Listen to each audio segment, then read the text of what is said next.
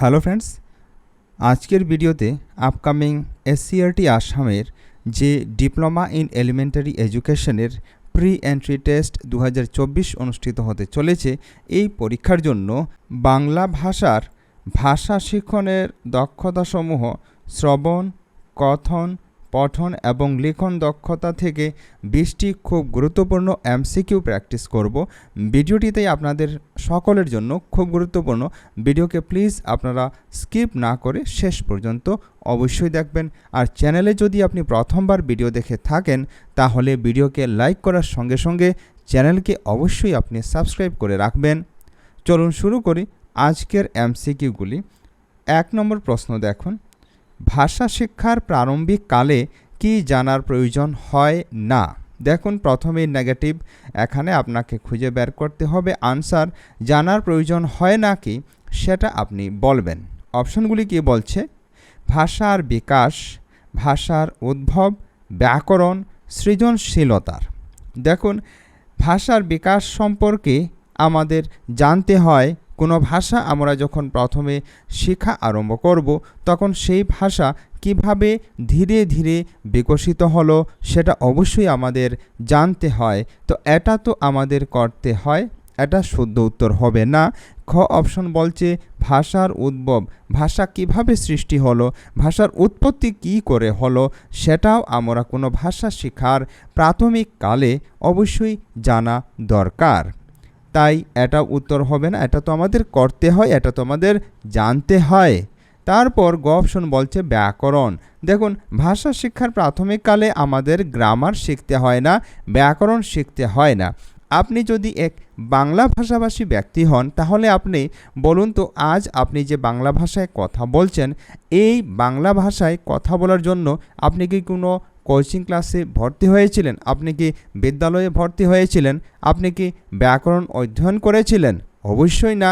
আপনি মিথস্ক্রিয়ার মাধ্যমে নিজের পরিবেশ থেকে মা বাবা এবং অন্যান্য পরিবার পরিজনদের সাথে কথা বলে শিখেছেন। ঠিক আছে?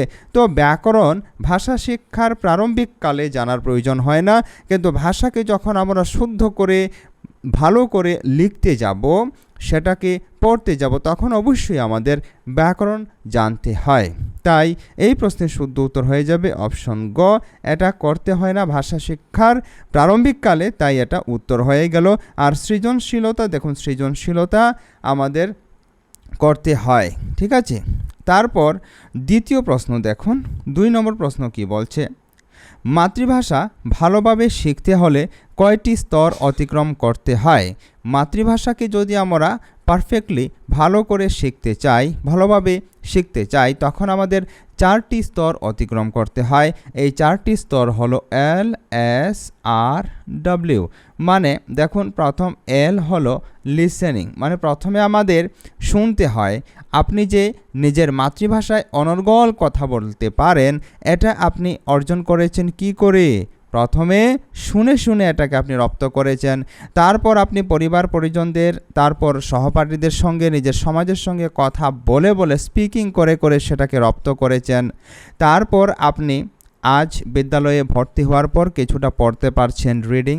আর তারপর সব শেষ হলো ভাষা দক্ষতার স্তর, রাইটিং, লিখন। ঠিক আছে? তো এই 4টি স্তরকে অতিক্রম করে কোনো মাতৃভাষাকে আমরা ভালোভাবে শিখতে পারি। তাই এই প্রশ্নের শুদ্ধ উত্তর হবে গ নম্বর অপশন। তারপর 3 নম্বর প্রশ্ন দেখুন, ভাষা শিক্ষণের আধুনিক পদ্ধতি কোনটি? ভাষা শিক্ষণের মানে ল্যাঙ্গুয়েজ টিচিংয়ের সবচেয়ে আধুনিক পদ্ধতি আপনাকে খুঁজে বের করতে হবে। পদ্ধতিগুলি কি কি চলুন প্রথমে দেখে নেই। প্রত্যক্ষ পদ্ধতি, প্রত্যক্ষ পদ্ধতি মানে ইংরাজিতে এটাকে বলা হয় ডাইরেক্ট মেথড। ডাইরেক্ট মেথডের মধ্যে কি করা হয়, যে ভাষার ক্লাস, অর্থাৎ এটা ফরাসি ভাষা হতে পারে, হিন্দি ভাষা হতে পারে, উর্দু ভাষা হতে পারে, অসমীয়া ভাষা, বাংলা ভাষা, যে কোনো ভাষার ক্লাস হোক, সেই ভাষার ক্লাসে শিক্ষক কোন ভাষায় কথা বলবেন, ওই টার্গেট ল্যাঙ্গুয়েজে কথা বলবেন। উনি অর্থাৎ টিচার এখানে কোনো মাতৃভাষার প্রয়োগ করতে পারবেন না। এটাকে বলা হয় ডাইরেক্ট মেথড অফ টিচিং। যোগাযোগ পদ্ধতি কমিউনিকেটিভ অ্যাপ্রোচ, এটা হলো সবচেয়ে নতুন অ্যাপ্রোচ, যে অ্যাপ্রোচের মাধ্যমে যে পদ্ধতি এর মাধ্যমে কমিউনিকেশনের উপর গুরুত্ব আরোপ করা হয়। শিক্ষক এই পদ্ধতির মাধ্যমে শ্রেণীকক্ষে প্রবেশ করে ছাত্রছাত্রীদের সঙ্গে ধীরে ধীরে কমিউনিকেট করে, কথা বলে কোনো পাঠ ওদের সাথে আলোচনা করে থাকেন, ভাষা শিক্ষা দান করে থাকেন। তো এই প্রশ্নের শুদ্ধ উত্তর হয়ে যাবে অপশন খ, যোগাযোগ পদ্ধতি। ঠিক আছে। আর অনুবাদ পদ্ধতি মানে কি, যেখানে মাতৃভাষার প্রয়োগ হয়। যদি ইংলিশ ভাষার ক্লাস থাকে তখন টিচার এখানে কোনো বিষয়কে যদি বোঝাতে চান ছাত্রছাত্রীদের, তখন টিচারকে অ্যালাউ করা হয় মাতৃভাষা বা লোকাল ল্যাঙ্গুয়েজ প্রয়োগ করে সেটাকে ভালো করে বোঝানোর। ঠিক আছে। তো অনুবাদ পদ্ধতিতে প্রতিটি শব্দকে অনুবাদ করে করে ছাত্রছাত্রীদের বোঝানো হয়। আর সবশেষ হলো দেখুন audio lingual method. Audio lingual method হলো অনেকটা ড্রিল এর মাধ্যমে যখন কোনো ভাষাকে ছাত্রছাত্রীদের শেখানো হবে তখন এটাকে বলা হয় অডিও লিঙ্গুয়াল ম্যাথড। এখানে ড্রিল খুব গুরুত্বপূর্ণ, যা শেখানো হবে ছাত্রছাত্রীদের সেটা ড্রিলের মাধ্যমে কোনো এক পার্টিকুলার সেন্টেন্সকে এখানে ধরা হবে এবং ওই সেন্টেন্স টিচার কয়েকবার ড্রিল করাবেন, তারপর পরবর্তী সেন্টেন্সে উনি পা দেবেন। এভাবে উনি ল্যাঙ্গুয়েজ টিচিং করে থাকেন। ঠিক আছে। আশা করি এই পদ্ধতিগুলি আপনি বুঝতে সক্ষম হলেন। এবার 4 নম্বর প্রশ্ন কি বলছে দেখুন, ভাষা শিখন কৌশলের প্রথম শর্তটি কি? দেখুন, কোনো ভাষাকে আমরা যদি ভালো করে শিখতে চাই তখন প্রথম শর্ত হলো শ্রবণ, মানে লিসেনিং হলো প্রথম বা ফার্স্ট স্টেপ। যদি আপনি কোনো ভাষাকে শিখতে চান এবং আপনি শুনতে রাজি নন, তাহলে কিন্তু আপনি ওই ভাষায় কথা বলতে পারবেন না, ওই ভাষার দক্ষতা আপনি অর্জন করতে পারবেন না। তো ভাষা শিখন কৌশলের প্রথম শর্ত হলো শ্রবণ, অবশ্যই মনে রাখবেন। তারপর 5 নম্বর প্রশ্ন দেখুন, চিত্রের মাধ্যমে শিশু নিচের দক্ষতাগুলির কোনটি আহরণ করে না? দেখুন, এখানে নেগেটিভ অর্থে আহরণ করে না। চিত্র অর্থাৎ কোনো ছবি দেখে, এখানে আমি এই যেমন একটি সাপ মনে করুন আমি বানালাম, এই সাপ এর ছবি অথবা যে কোনো ছবি দেখে শিশুরা শিখতে পারে। যেমন আপনারা দেখবেন যে প্রাইমারি স্কুলে ক্যালেন্ডার লাগানো থাকে, কিন্তু ক্যালেন্ডার সেটা দিন তারিখের ক্যালেন্ডার নয়, সেটা বিভিন্ন রকমের জন্তুর চার্ট থাকে, তারপর সানডে মানডে সপ্তাহের 7 দিনের চার্ট থাকে, তারপর জানুয়ারি ফেব্রুয়ারি ইত্যাদি চার্ট থাকে আর কি। ঠিক আছে। ফলের নামের চার্ট থাকে ছবি এর সঙ্গে সঙ্গে। তো এগুলি দেখে শিশুরা কি আহরণ করে না আপনাকে বলতে হবে। দেখুন, অপশন ক বলছে কথা বলা। দেখুন, ছবি দেখে দেখে শিশুরা কি কথা বলা শিখতে পারে? দেখুন, অবশ্যই ছবি দেখে দেখে আমরা যখন শিক্ষার্থীদের বলবো এটা আম, এটা সাপ, এটাকে স্নেক বলা হয়, তারপর আমরা যখন ঘোড়ার ছবি দেখিয়ে শিশুদেরকে আমরা এটাকে বলবো ঘোড়া, এটার নাম কি? এটার নাম ঘোড়া। যখন আমরা হাতির ছবি দেখিয়ে শিশুদের বলবো এই ছবিটির নাম কি? এটা হলো হাতি, তখন সঙ্গে সঙ্গে শিশুরা রিপিট করবে। এভাবে রিপিট করতে করতে শিশুরা কিন্তু কথা বলতে শিখে নেয়। তো এটা তো করে নেয়, এটা উত্তর হবে না। খ অপশন বলছে চিত্র অঙ্কন করা। দেখুন, যেহেতু এখানে চিত্র দেখার কথা আছে, তাহলে আমরা বলতে পারি যে শিশুরা যেহেতু প্রতিটি বস্তুর ছবি দেখে দেখে শিখবে, তখন শিশুরা অবশ্যই কিছুটা হলেও ছবি আঁকতে পারবে। তো এটা তো চিত্র অঙ্কন করতে শিখে নিতে পারে শিশুরা। তারপর গ নম্বর অপশন বলছে ভাষা শুদ্ধভাবে বলা। দেখুন, ছবি দেখে দেখে আমরা যে ওদের বলবো এটাকে কি বলা হয়, এটাকে হাতি বলা হয়, এলিফ্যান্ট বলা হয়, এটাকে হর্স, এটাকে বাটারফ্লাই, এগুলি যে বলবো, এগুলি শুধুমাত্র শিশুরা বলতে শিখবে আমাদের সঙ্গে সঙ্গে রিপিট করে। এটা অনেকটা অডিও লিঙ্গুয়াল ম্যাথডের মতো কাজ করবে। তো এখানে ভাষা শুদ্ধভাবে বলা ওরা শিখছে না, শুধুমাত্র ওরা পার্টিকুলার কয়েকটি অবজেক্টের ছবি দেখে দেখে সেই অবজেক্টগুলির, সেই বস্তুগুলির নাম শিখছে। তাই এই প্রশ্নের শুদ্ধ উত্তর হয়ে যাবে অপশন গ, কেননা এটা করছে না। ঠিক আছে। তারপর খ অপশন কি বলছে তবুও আমরা চেক করে নিই। দেখুন, মনোযোগ দীর্ঘমেয়াদী করা। দেখুন, ছবি দেখলে আমাদের মনোযোগ দীর্ঘমেয়াদী হয় কি? অবশ্যই হয়, কেননা ছবি দেখার ফলস্বরূপে আমরা বেশি সময় বা দীর্ঘ সময় পর্যন্ত কোনো বিষয়কে, কোনো কিছুকে, কোনো কিছুর নামকে, কোনো অবজেক্টকে মনে রাখতে পারি। এটাকে ভিজুয়ালাইজ বলা হয়। ঠিক আছে, যেমন আমি যদি বলি যে একাকিত্বকে ভয় পাওয়া, তো একাকিত্বকে ভয় পাওয়া এই কথাকে যদি আপনি মনে রাখতে চান, তখন আপনি প্রথমে এমন এক সিন, এমন এক দৃশ্য নিজের মস্তিষ্কে তৈরি করে নেবেন যে আপনি কোনো এক পাহাড়ের মধ্যে, কোনো এক উঁচু শৃঙ্গের মধ্যে একা আরোহণ করেছেন। এবার আপনি চারিদিকে ধোঁয়া ধোঁয়া দেখছেন, আপনি চারিদিকে কুয়াশার মতো অন্ধকার দেখছেন। তারপর আপনি যে এই ফিলিংটা করলেন, আপনি যে এই অনুমান করলেন, আপনি নিজের মনের সাথে নিজে যে ফিলটা করলেন, এটা হলো আপনার একাকিত্বকে ভয় পাওয়া। এভাবে করার ফলস্বরূপে আমরা দীর্ঘ সময় পর্যন্ত মনে রাখতে পারি। ঠিক আছে, তারপর দেখুন 6 নম্বর প্রশ্ন। পঠনের ক্ষেত্রে সবচেয়ে গুরুত্বপূর্ণ বিষয় হলো, পড়ার ক্ষেত্রে আর কি, রিডিংয়ের ক্ষেত্রে। তো রিডিংয়ের ক্ষেত্রে মোস্ট ইম্পর্ট্যান্ট ম্যাটার কি, দেখুন অপশনগুলি কি বলছে। লেখাগুলির অর্থ গ্রহণ। অবশ্যই দেখুন, আপনি যদি কোনো কিছু পড়ে সেগুলি বুঝতে না পারেন, এটার মধ্যে কি লেখা রয়েছে, এটাকে আপনি যদি বোধগম্য না করতে পারেন, বুঝতে সক্ষম না হন, তখন আপনার পড়া বৃথা। তো এই প্রশ্নের শুদ্ধ উত্তর ক অপশন হয়ে যাবে, কেননা পঠনের ক্ষেত্রে লেখাগুলির অর্থগ্রহণ সবচেয়ে গুরুত্বপূর্ণ। তারপর দেখুন বাকি অপশনগুলি আমরা দেখেনি। ধারাবাহিকভাবে পড়া, না এটা কোনো যুক্তিযুক্ত নয়। ধারাবাহিকভাবে আপনি পড়তে পারেন, আপনি থেমে থেমে পড়তে পারেন। তারপর সমস্ত শব্দ পড়া, দেখুন আপনি সমস্ত শব্দ চাইলে পড়তে পারেন, অথবা আপনি যদি চান, আপনার যদি সময় কম থাকে তাহলে আপনি নাও পড়তে পারেন। যেমন পেপার পড়ার ক্ষেত্রে আমরা প্রতিটি শব্দকে এক এক করে পড়ি না। তারপরের অপশন বলছে যতিচিহ্নে গুরুত্ব প্রদান। দেখুন যতিচিহ্নে মানে পাংচুয়েশন মার্কে, দাড়ি কমা ইত্যাদিতে আপনি গুরুত্ব প্রদান করতেও পারেন, নাও করতে পারেন, কিন্তু এগুলি ততটা গুরুত্বপূর্ণ নয়। ঠিক আছে, পড়ার ক্ষেত্রে। তারপর 7 নম্বর প্রশ্ন দেখুন, পঠন শিখনের মূল উদ্দেশ্য কি? পঠন শিখন, দেখুন রিডিংকে আমরা যে শিশুদেরকে শেখাই, এটার প্রাইমারি ফোকাস, মূল উদ্দেশ্য কি আপনাকে বলতে হবে। মুখস্থ করতে শেখা, দেখুন পঠনের প্রধান লক্ষ্য বা উদ্দেশ্য মুখস্থবিদ্যাকে বুস্ট করা নয়, মুখস্থবিদ্যায় পারদর্শী করা নয়, এটা হবে না। খ অপশন বলছে অধ্যয়ন দক্ষতা বৃদ্ধি।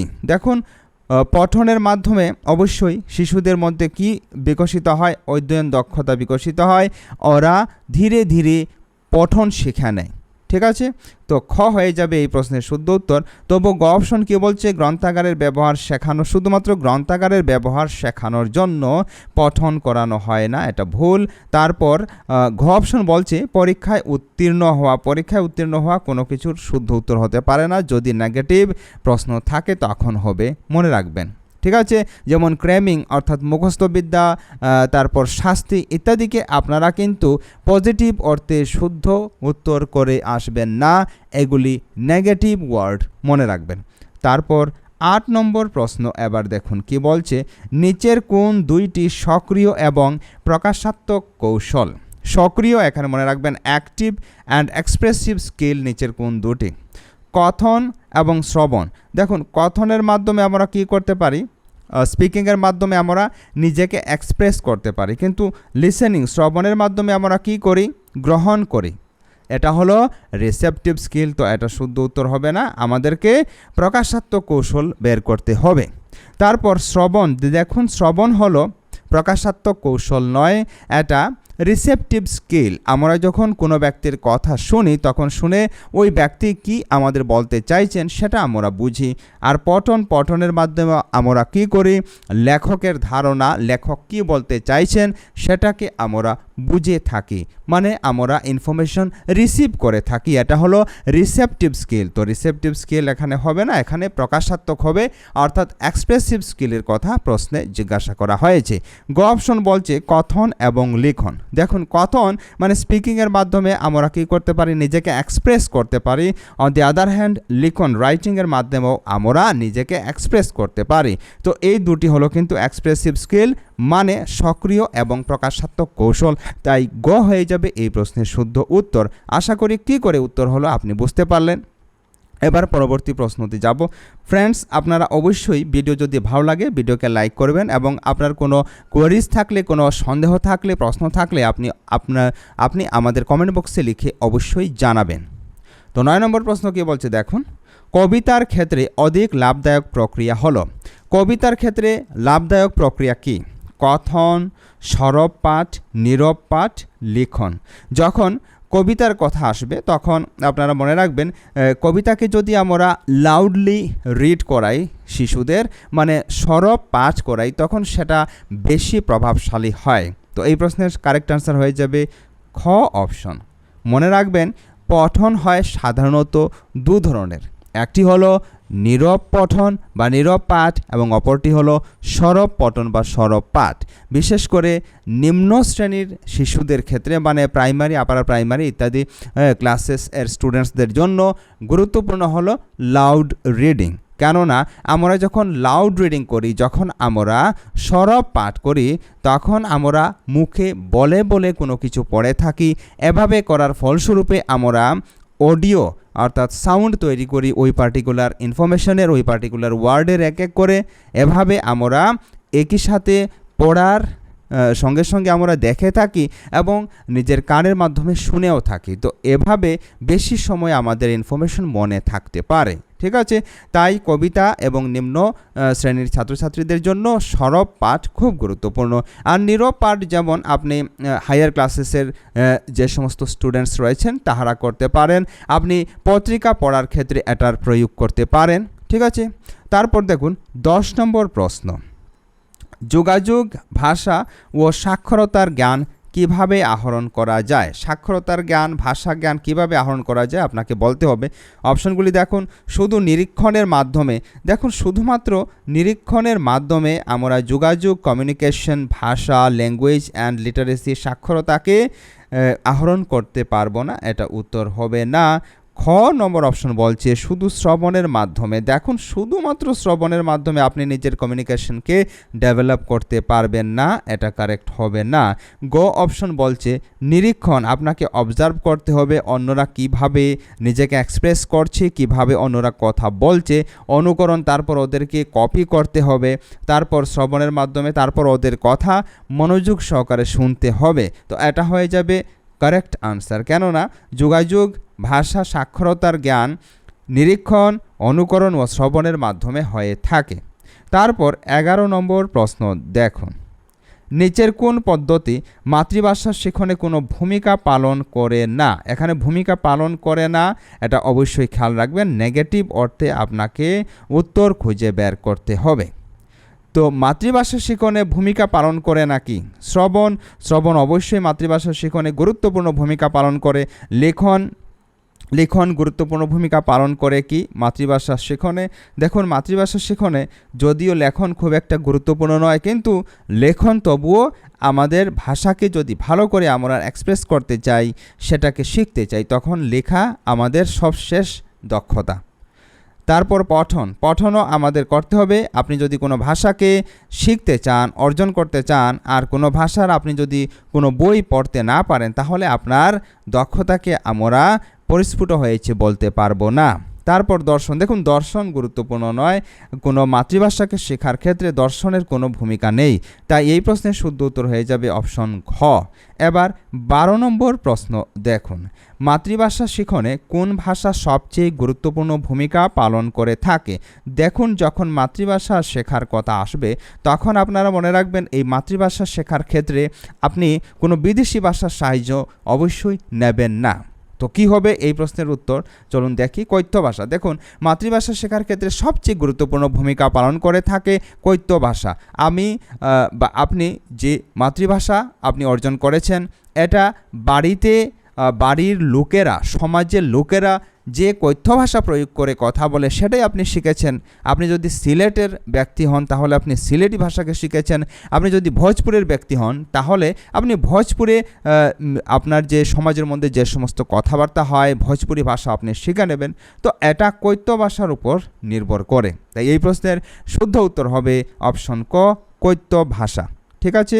আর লেখ্য ভাষা তো লেখার ক্ষেত্রে, উপভাষা তো হলো আঞ্চলিক ভাষা, হ্যাঁ, যা অঞ্চল বিশেষে পরিবর্তিত হয়। একটি ভাষা কিন্তু এটা অল্প পরিবর্তিত হয়ে বলা হয় আর কি। আর বিদেশি ভাষা তো হবেই না, ঠিক আছে। তারপর দেখুন 13 নম্বর প্রশ্ন, শ্রবণ ও পঠন হলো লিসেনিং আর রিডিং কি? উৎপাদন দক্ষতা, সুগ্রাহী দক্ষতা মানে রিসেপটিভ স্কিল, তারপর কৌতূহল উদ্দীপক দক্ষতা, আর সবশেষ রয়েছে যুক্তি নির্ভর দক্ষতা। দেখুন শ্রবণের মাধ্যমে আমরা কি করতে পারি? শ্রবণের মাধ্যমে আমরা শুনে শুনে কি করি? কোনো ইনফরমেশন আমরা গ্রহণ করে থাকি, রিসিভ করে থাকি। পঠনের মাধ্যমেও ঠিক একইভাবে লেখক যা লিখেছেন, লেখক যা বলতে চাইছেন, ওনার মেসেজ, ওনার সন্দেশ আমরা পেয়ে থাকি, রিসিভ করে থাকি। তো এই প্রশ্নের কারেক্ট আনসার হয়ে যাবে অপশন খ, সুগ্রাহী দক্ষতা বা রিসেপটিভ স্কিল। তারপর 14 নম্বর প্রশ্ন দেখুন, শিশুদের লেখা শেখানোর সময় একজন শিক্ষকের কি করা উচিত? দেখুন আমরা যখন শিশুদের লেখা শেখাতে চাই তখন আমাদের মাথায় রাখতে হবে যে শিশুরা যেন আস্তে আস্তে করে এবং প্রথমে বড় বড় অক্ষরের মাধ্যমে যেন শিখে, ঠিক আছে। তো অপশনগুলি প্রথমে আমরা দেখি। শিশুদের ভাষার বর্ণমালা শিখতে বলা, তারপর শিশুদের তাদের ভাবনা চিন্তা লেখার সুযোগ প্রদান, তারপর শিশুদের ব্ল্যাকবোর্ড থেকে দেখে অক্ষরগুলি খাতায় লেখার সুযোগ প্রদান, আর সবশেষ হলো শিশুদের প্রথমে একটি অনুচ্ছেদ মুখস্থ করতে বলা। দেখুন এখানে মুখস্থ আছে, আপনি কাট করে দিন। এখানে নেগেটিভ অর্থে শুধুমাত্র কারেক্ট আনসার এটা হতে পারে এই অপশন ঘ, কিন্তু পজিটিভ এখানে কোয়েশ্চেন আছে শিশুদের লেখা শেখানোর সময় শিক্ষকের কি করা উচিত, ঠিক আছে। তো এটাকে আমরা কাট করে দিলাম, মুখস্থ করতে বলা হবে না। এবার ক, খ, গ অপশনের মধ্যে কি হবে শুদ্ধ উত্তর? চলুন আমরা দেখি। শিশুদের ভাষার বর্ণমালা লিখতে বলা। দেখুন শিশুরা যদি শুধুমাত্র বর্ণমালা দেখে দেখে লিখে, এভাবে ওরা কিন্তু শিখবে, কিন্তু সময় বেশি লাগবে, তবুও ওরা শিখতে পারবে। তারপর খ অপশন কী বলছে? খ অপশন বেশি যুক্তিযুক্ত কিনা দেখুন। শিশুদের তাদের ভাবনা চিন্তা লেখার সুযোগ প্রদান। ইয়াস, শিশুরা যখন নিজের ভাবনা চিন্তা লিখতে শিখে নেবে, ঠিক আছে, তখন এটা হলো শিশুদের লেখা শেখানোর সময় সবচেয়ে গুরুত্বপূর্ণ কাজ, ঠিক আছে। শিশুরা যখন লেখা শিখবে কোনো ভাষাকে, তখন ওরা নিজের ভাবনা চিন্তাকে এক্সপ্রেস করতে পারছে কিনা সেটা আমরা যাচাই করব। তো খ হয়ে যাবে সবচেয়ে যুক্তিযুক্ত উত্তর এই প্রশ্নের। এখানে ভাষার কথা, এখানে ও আ ক খ এর কথা বলা হচ্ছে না, আপনি মনে রাখবেন। তারপর 15 নম্বর প্রশ্ন এবার দেখুন, একটি পাঠ্য বিষয় পাঠের সময় নিচের কোনটি অত্যন্ত গুরুত্বপূর্ণ? টেক্সট বুক পড়ার সময় কোন বিষয়কে আমাদের সবচেয়ে বেশি গুরুত্ব প্রদান করতে হয়? দেখুন অপশনগুলি।